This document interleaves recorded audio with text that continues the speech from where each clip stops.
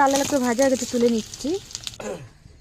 আর একটু তেল দিয়ে দিয়েছি, তারপর দিয়ে দিচ্ছি একটা শুকনো লঙ্কা, দুটো তেজপাতা, জিরে, রসুন বাটা দিয়ে দিচ্ছি। দেখুন রসুনটা ভাজা হয়ে গেলে তারপর আমি অন্য মশলা দিয়ে দেবো।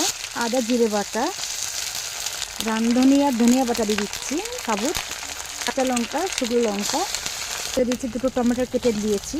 তারপর দিয়েছি হলুদ, 2 চামচ লবণ, একটু কাশ্মীরি লঙ্কা দিচ্ছি।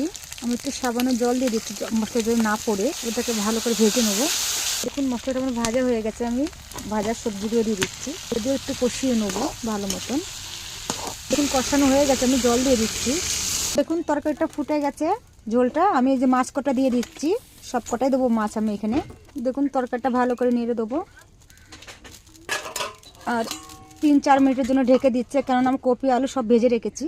তো দেখুন তরকারি আমার হয়ে গেছে, আমি গরম মশলা বাটা দিয়ে দিচ্ছি প্রত্যেকে। তরকারিটা হয়ে গেছে, আমি নামিয়ে নিচ্ছি। দেখুন তরকারি আমার রেডি হয়ে গেছে। আপনাদের কার কিরম লেগেছে কমেন্ট করে বলবেন।